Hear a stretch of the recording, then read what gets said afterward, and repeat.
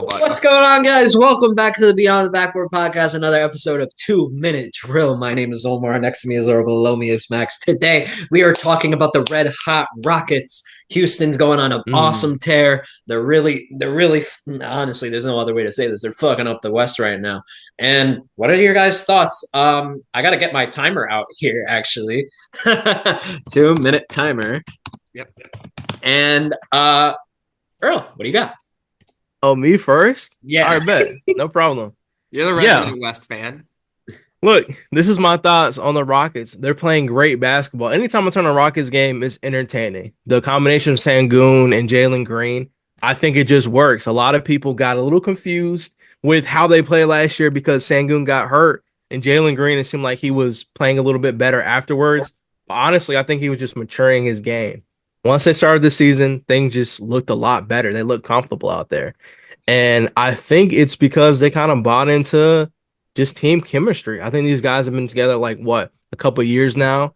Yeah. Dylan Brooks talked about how, funny enough, I never thought I'd be quoting Dylan Brooks, but he said something along the lines of today might be your day and tomorrow might be somebody else's day. And I think that's a good testament to the Rockets. Like every day, Sangoon doesn't have a great game. He plays good. Jalen Green doesn't go off every single night, but there's other guys who step up and have those big games. Even Dylan Brooks has had big games. Jabari's had big games when other dudes don't play well. So I think it's a testament to young teams kind of taking that next step in the NBA.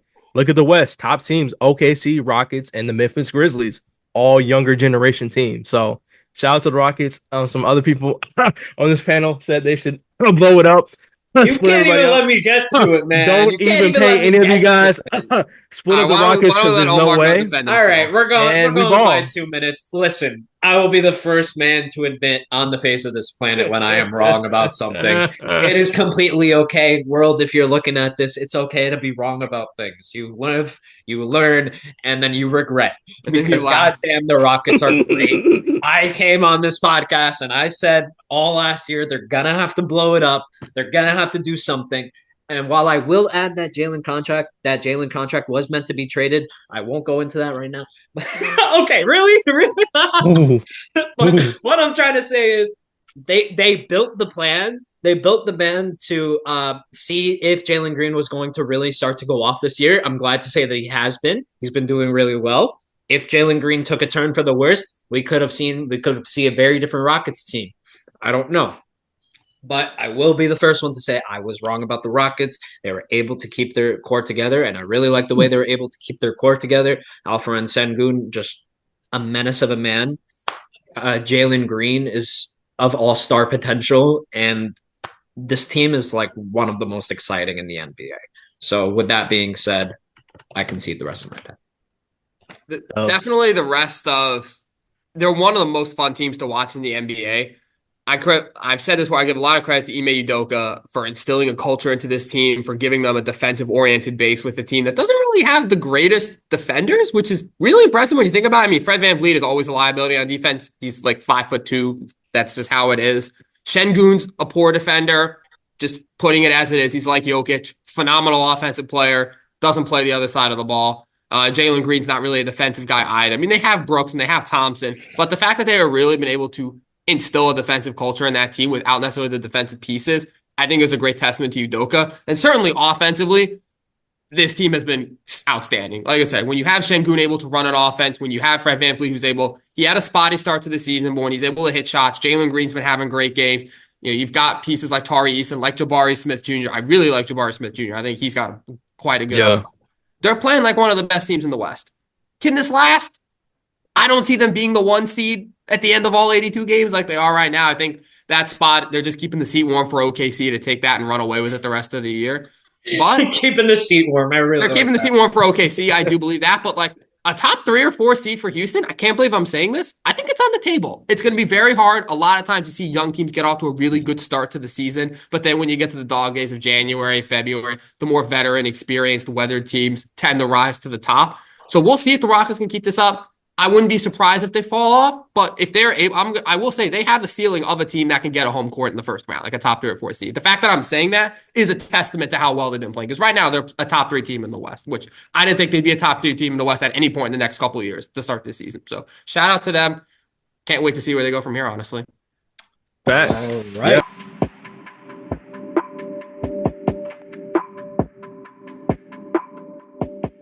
All right. 2 minutes collective thoughts. Yeah. I'll just say this. Oh no, go ahead. My fault. No. Please go. No, I was just gonna say shout out to the Terror twins. Amon Thompson and Tari Eason. That's what they call them. One of the best young defensive cores I've seen, bro. I watched Tari Eason come into a game off the bench and score 25 plus with I think at that game he had 5 steals. So that's why I said it. Energy off the bench. Beautiful. That's why I said it. That's why I said it earlier this year. Maybe they should consider moving Jabari to the bench. That's why I said it, because look at what Tari Eason is doing on the defensive end and the offensive end. But Rolls. Having that energy off the bench, I think I'd rather have Jabari off the bench given me energy. But I'm saying it's about what fits. Sometimes you need more scoring options off the bench to come in fresh legs in the second unit. Jabari, he plays that role. He can rebound a little bit. He can shoot. He's more like a catch and shoot 3-point shooter. Tari Eason is more like a take it to the basket, ball in his hand, right under the goal. And with Şengün, you kind of want more shooters around him, low-key. You want the catch and shoot. You want Jabari Smith being the Michael Porter to Şengün's basically. I mean, that's gonna come with time. I mean, I don't think he's quite a sharp shooter yet, but I mean, he's gonna be there.